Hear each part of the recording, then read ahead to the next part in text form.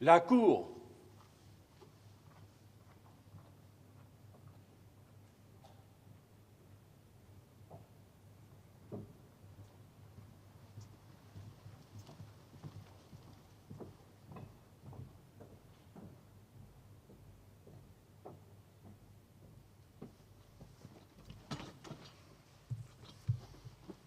Please be seated. I declare open the public hearing for the delivery of a judgment of the Grand Chamber of the European Court of Human Rights in the case of Perinçek against Switzerland pursuant to Article 44 of the Convention and Rule 77, paragraph 2 of the Rules of Court. The agent of the Swiss government respondent and the representative of the applicant, as well as the agents of the Turkish and Armenian governments' third-party interveners, have been duly informed of the date and time of the hearing. The Swiss government are represented by their agent, Mr. Frank Schürmann, head of the International Human Rights Protection Section, Federal Office of Justice, and Mr. Volker Galli, head of the Information and Communication Section, Federal Office of Justice.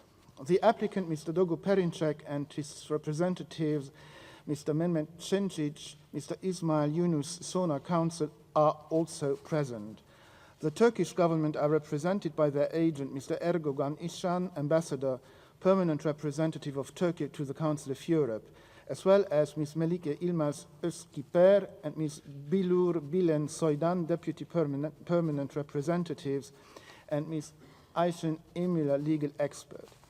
The Armenian government are represented by their agent, Mr. Gevorg Konstanyan, Prosecutor General, and their deputy agent, Mr. Arman Tatoyan, Deputy Minister of Justice, as well as by Mr. Emil Babayan, Deputy Prosecutor General, and Mr. Geoffrey Robertson, QC.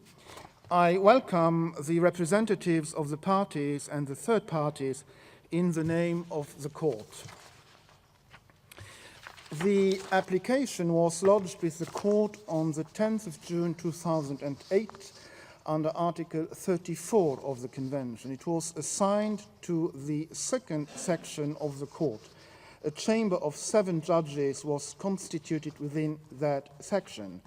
In the proceedings before the chamber, the Turkish government exercised their right under Article 36, paragraph 1 of the Convention to intervene as a third party.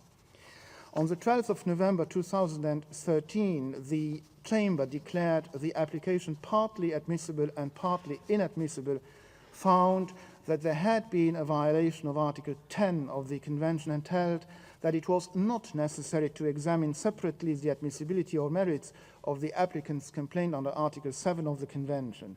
The Chamber's judgment was delivered on the 17th of December 2013.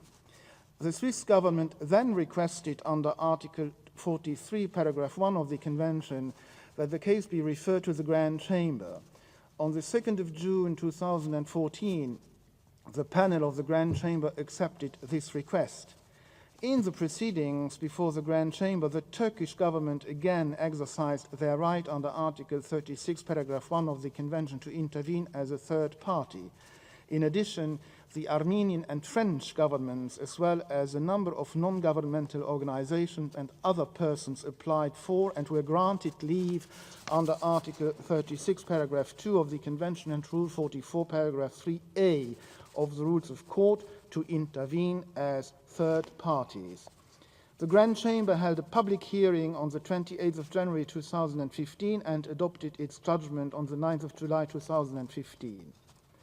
I shall now give a brief summary of the facts and read out the operative provisions of this judgment. This summary of facts is not part of the judgment and will not bind the court. For a more detailed account of the facts of the case and a summary of the court's reasoning, I would refer you to the press release, which will be available at the end of this hearing. The full text of the judgment will also be available on the court's internet site. The case essentially concerns the applicant's criminal conviction in Switzerland in relation to 3 public statements that he made in that country in 2005, in which he expressed the view that the massacres and mass deportation suffered by the Armenians in the Ottoman Empire in 1915 and the following years had not constituted a genocide. In the ensuing criminal proceedings against the applicant, the Swiss courts held that by making these statements he had committed the offence set out in paragraph 4 of Article 261 of the Swiss Criminal Code.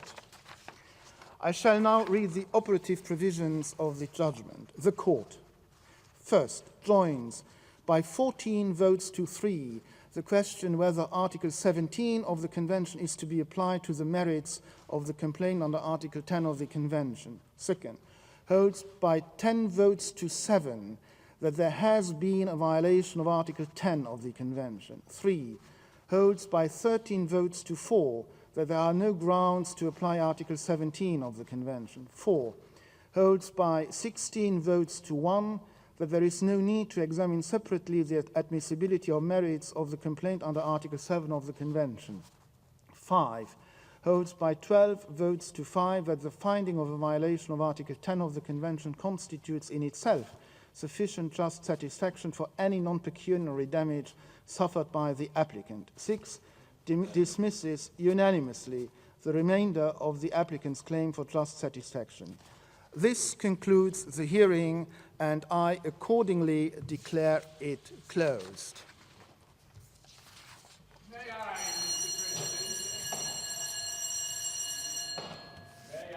Mr. President, on behalf of the bar that has appeared before you over the last 10 years, express our thanks, since this is your last case on a court that you've served conscientiously for a decade and for the last 3 years as its president. In that office, you've used your authority robustly, but nonetheless fairly. You've guided this court with dignity and considerable success through political problems, especially emanating from my own country, the United Kingdom, and you have always kept faith with its mission to uphold the rule of law. Your judgments will serve as lamps that show that freedom lives in Europe. Thank you on behalf of us all. Dear Mr. Robertson, I thank you for your touching message of great kindness. I declare the hearing closed.